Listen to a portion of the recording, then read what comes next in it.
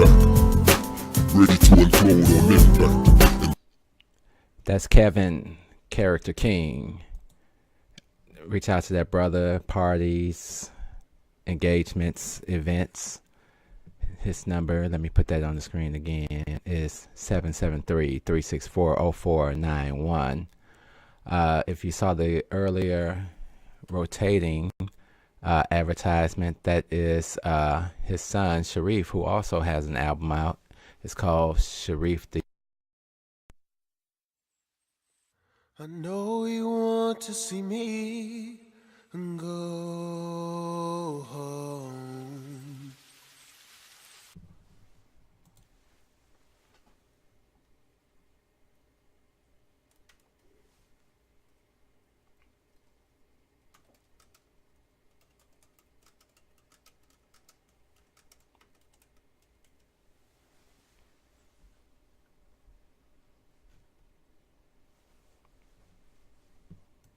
Alone. I'm done waiting. I know you want to see me go home alone. I'm done waiting. And this hurts so bad I can't breathe on my own.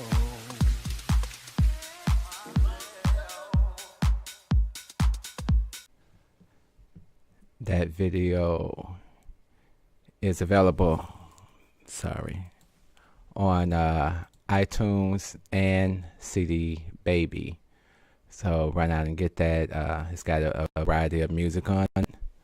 And it's an enjoyable CD, and I'm not saying that just because that's my nephew.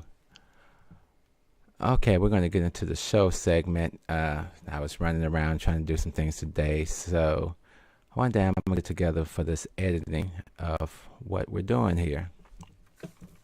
Either that or get an assistant, right? There was a post made on social media from Bill O'Reilly, who is just just an ass. He works for Fox, and according to Fox, black people can't do anything correctly. We're always complaining, etc., etc., etc. But there was a video, and he kind of put some things out there, and even though what he was saying may have had some hint of truth to it, when we think of white people and stuff telling us what to do and how to solve our issues, it's always, to me, seems like some type of ulterior motive. Let me share this video. Hopefully this is the right one. Impact segment tonight, the Talking Points memo. Bloody Chicago and racism on display. It is truly shocking that in the United States of America, you can have a situation in primarily black neighborhoods where innocent men, women, and children are being gunned down consistently by vicious drug gangs. That's been going on for years in Chicago, and little is being done about it. Here are the shocking stats out today. Homicides in Chicago up 70% so far this year from last year. Non-fatal shootings up 87%. The overwhelming majority of the victims are black. With 1,014 people shot so far this year in Chicago, the human toll is staggering. My baby was 7 years old, 7. He had plans. He wanted to be somebody. I buried my last born last year, and I got buried my firstborn this year. He was such a curious, creative child. He was our everything. Today it's us. Tomorrow it may be you. Put down the guns. Now let me ask you a very simple question. If that were happening in Beverly Hills or Georgetown or Park Avenue here in New York City, would the authorities not solve the problem? We all know the answer to that question. Thus, the only conclusion that we can arrive at is that racism is in play. Racism in play. I always say, you know, we can't allow these people to pretend like they don't know what the problem is. They know what the problem is. They just don't want to accept responsibility for why there is a problem. They want to put it on the victims of racism, of slavery, of Jim Crow. And that's the amazing part. So hopefully all my white friends don't get upset like so many white folks do when you start talking about this subject of race and conditions. Now, we do have to accept some responsibility ourselves because, truthfully, a lot of the dumb shit that's going on in our neighborhood, it is our fault. No two ways about it, because we're hiding the criminal. We're hiding the murderer, the rapist, the person that's doing the assaults, the person that's selling the drugs. We're hiding them. Now, you know, Bill O'Reilly, like I say, he's an ass from another planet, and he's got friends that are also asses from other planets. And sometimes I watch Fox News just to be entertained with the stuff that comes out of these people's mouth. I mean, it's ridiculous. Let me share some with you. Listen to how ridiculous this woman sounds here. Right, you, Monica. Yes. Are there individual racists in this country? Course. Sadly, yes. Does institutional racism exist anymore? No, it does not. We've got to understand that when we talk about racist or racism in America, it is not created by government action or codified law or social acceptance, okay? But you have people on the far left who believe that America is a nation that was founded on genocide, theft, crimes, and lies. Slavery. Slavery. Right. And therefore, we are undeserving and unworthy of our power. That's why they constantly seek to degrade America, to take us down in terms of our power and our influence and our status, both here at home and in the world. They want America taken down. Problem is, we have enough enemies like ISIS and Russia around the world trying to do it from the outside. These are folks on the inside who hate the country so much, they're trying to take us down from within. You know, you're making a lot. Well, I think you're right that definitely we have a problem in the media, I would say in particular, where people don't take it as seriously when a young African-American child, for example, is shot versus a young white American, in particular if they're a blonde-haired, blue-eyed child. We seem to, you know, it often is treated as a national crisis where we don't hear often about what's happening in these neighborhoods. I think you're right about that. I don't think it's true, though, that people don't care about this or that they aren't trying to solve the problem. It's not right to say Rahm Emanuel isn't aware of this. Give me one thing that the mayor of Chicago. Give me one thing the mayor of Chicago has done to solve the problem. One. He hasn't solved the problem.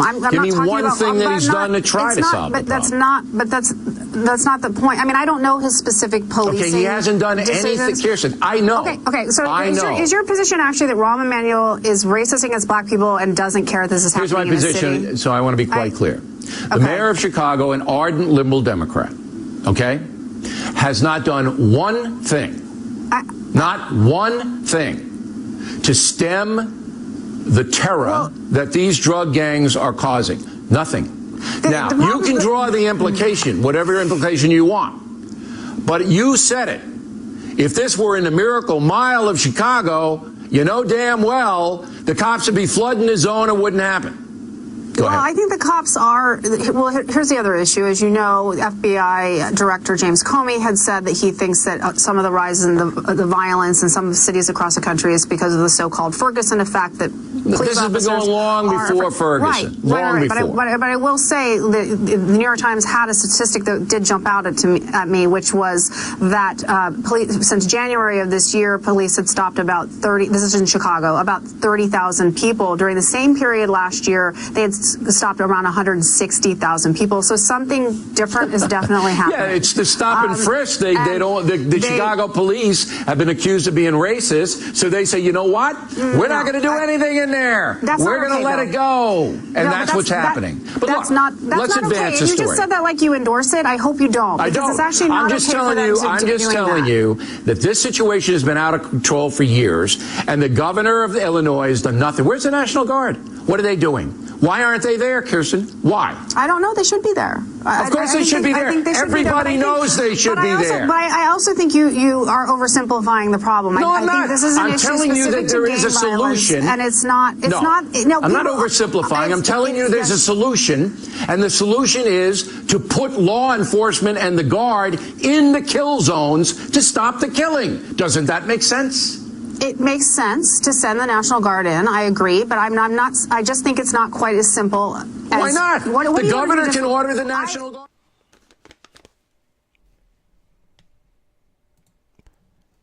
First of all, let's address the first woman that spoke, who is a complete idiot. Did you hear when the woman said institutional racism doesn't exist? So we all imagining this crap here, right? We imagining the unfair sentencing practices. We're imagining new prisons being built. We're imagining the school to pipeline. We're imagining the treatment that we get on our jobs. None of this exists. And then she had the nerve to act offended when she said people are acting like America was built on genocide, theft, and murder. Let's see. Black genocide, Indians murdered, and they stole land. She's smoking crack. But this is the attitude you get when you say we contributed to this. She might as well say y'all didn't contribute crap, and we're not going to, no matter, even if you did contribute it, we're not going to recognize it. We're not going to agree with anything you say. So when you're watching the Bill O'Reilly show, you know, he'll throw a little truth in there and then move on with some of the rhetoric, which is just nonsense. One of the things he was talking about was Mayor Emanuel. Now I can agree, Mayor Emanuel ain't did a damn thing. But you go on the north side and you see all the infrastructure that's been put in and how they're working so hard to try to get the Steven Spielberg museum up in Chicago. All the jobs it's going to provide, I doubt if it provides a lot for us. So no, thank you. I could give a less about Spielberg and his museum. He can go put it wherever he puts it. It doesn't work for me. But when he starts calling for the National Guards, and then the other lady who's trying to make an opposite point of him, she agrees with the National Guards part too. But this allows people to wash their hands of the situation. Let's put it on the National Guards. Let them take care of it. It resolves us from why the reason is why it is what it is. Now, with the National Guards, they only come in to support the local authorities. But the slippery slope is, let's get these National Guards in here. Then let's make a situation. If the people don't go along willingly, and it escalates like it did down in Ferguson, then we can start instituting some type of martial laws up in here. Curfews, this, and this. And then that becomes a slippery slope because it can lead into a whole occupied community type of thing. And it may help them to do some things that they normally wouldn't have the authority to do. Like kill you, move you out of the neighborhood. Some people need to go. But they need to go because we said they need to go. When I was a young man and we moved to the projects, and my grandmother, the first thing she told me, she said, it's not the place, it's the people. This is actually tomorrow would have been the anniversary of her death 26 years ago. And let's not forget today is Malcolm X's birthday, in case we forget to mention that. So when we were moved in, I mean, the conditions were horrendous. I mean, there was a bucket downstairs for the mail, for crying out loud.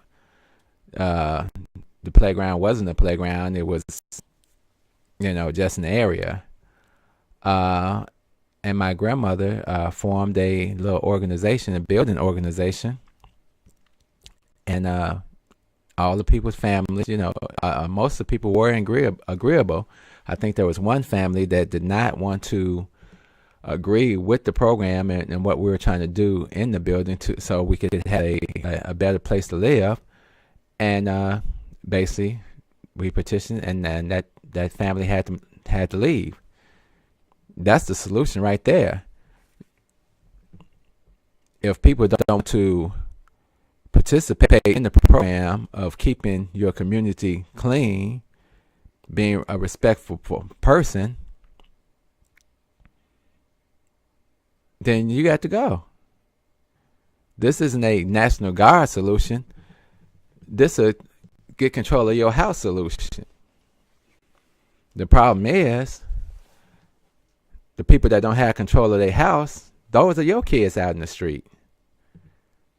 And then the even scarier part, those kids may be bringing in the money that's supporting the house, and you profiting off of that or benefiting from it, and you don't want it to stop. So that means you and your kid got to go now. So we can't have it both ways. We can't constantly cry and bitch and moan when the police are shooting people down in the street, when we got this shit going on in our community all the time. When your son or your daughter's out there doing dumb shit on the corner, tearing down the community. Nobody wants to come and open a business. That was one of my biggest things. We want to open businesses in black communities, but it's got to be in the area where people aren't breaking in. There's a drug problem in a lot of black communities. It's one in white communities too, but it seems to be more well hidden compared to the out frontness that you see in the black neighborhoods. You can sit out on a porch and watch people selling. I've seen people selling crack on the steps of a church. So you got people selling crack on the church, people up and down the alleys, out in the front, exposing your kids to all types of danger and elements, and exposing them to a lot of dumb shit that people do. The dropout rate is high. They're going to prison. It's like I said, that's prison for profit now. So we can't complain and bitch and moan.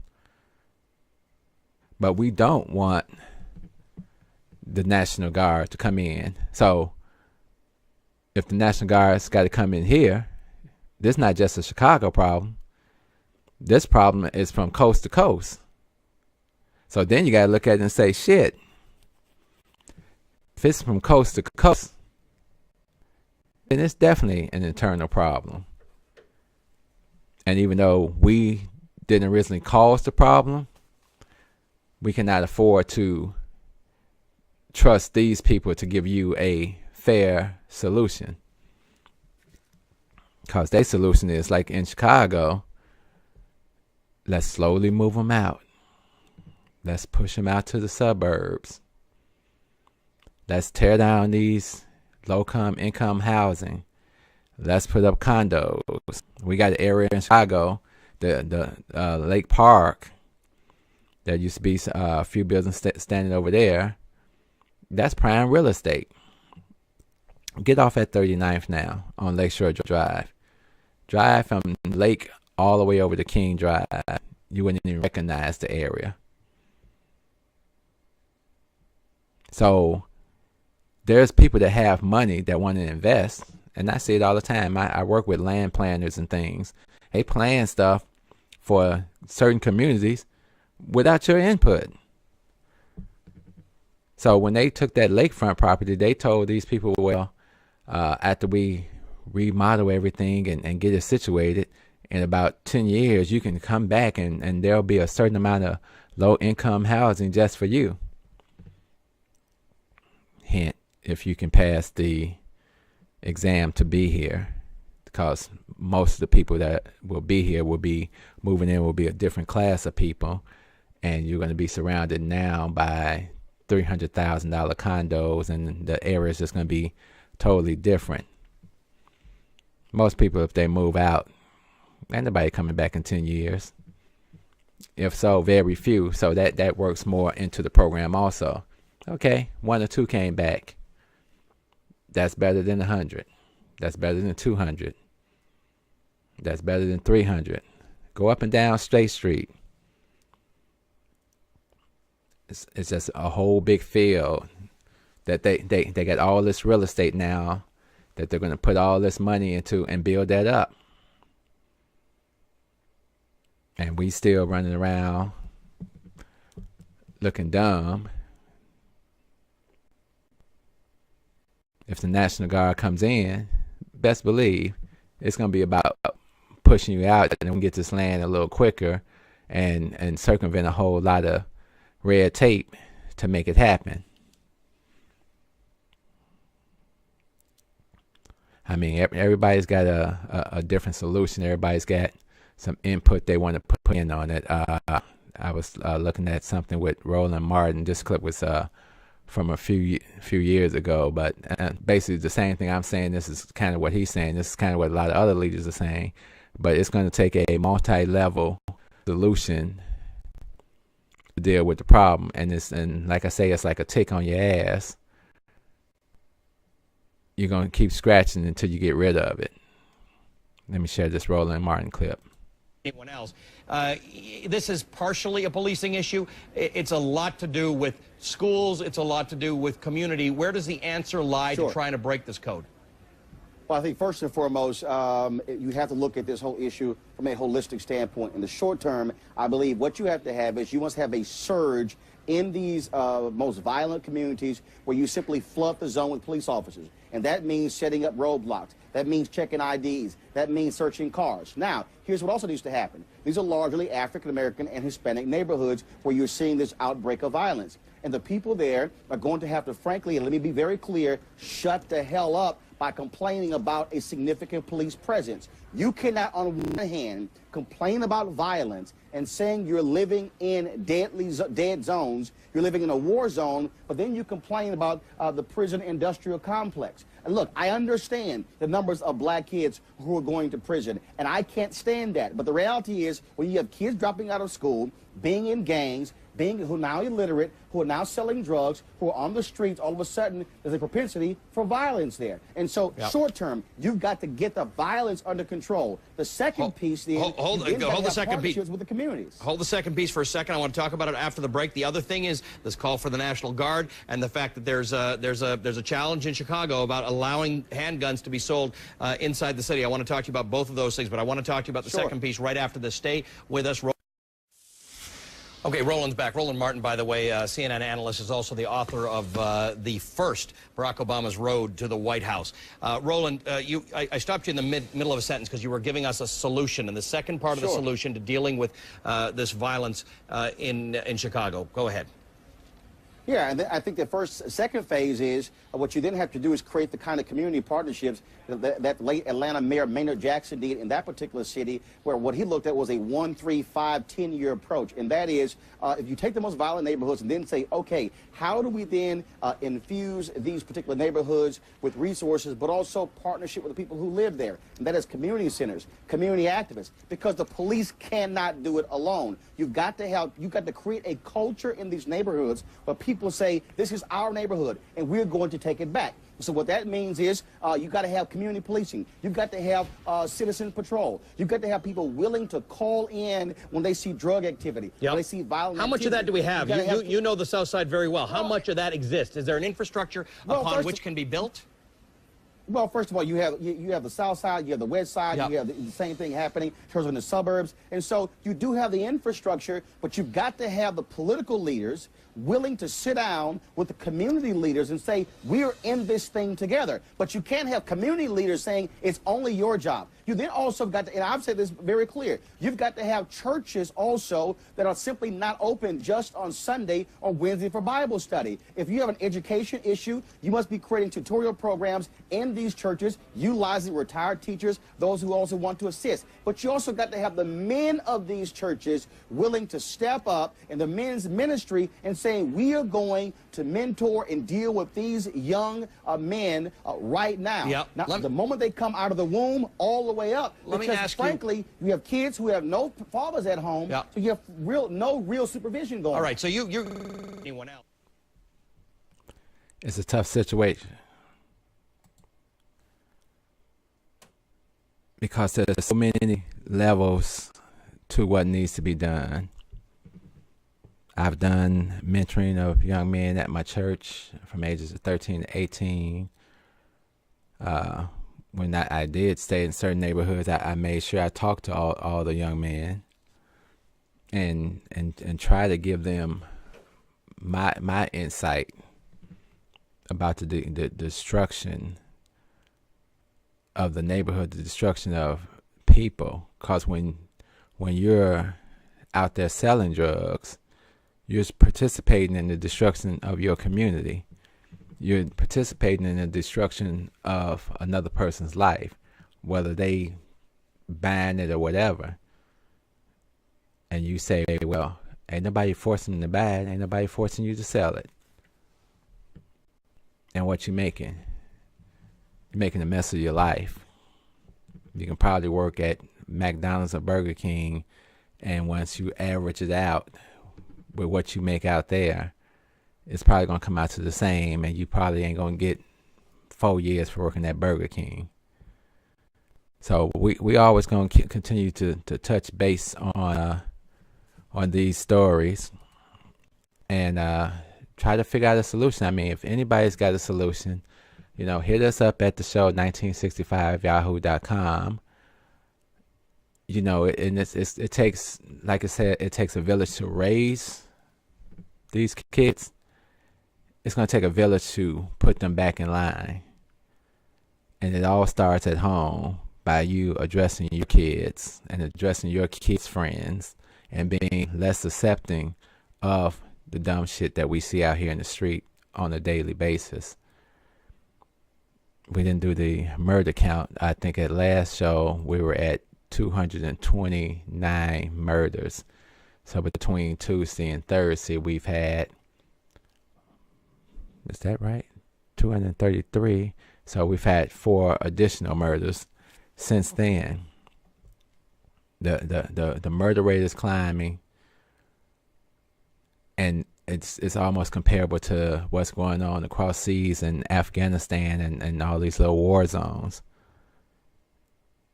So either we have to figure out a way to get it together, or these people are going to come in, and whoever's there, they're going to do what they do. So until Tuesday, love, peace, soul, send us those advertisements. We out of here.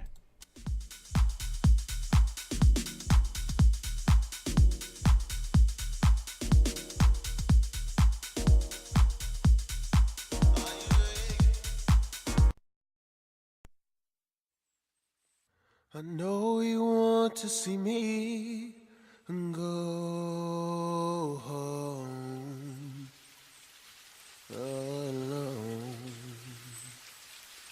I'm done waiting. I know you want to see me go home alone. I'm done waiting. And this hurts so bad I can't breathe on my own.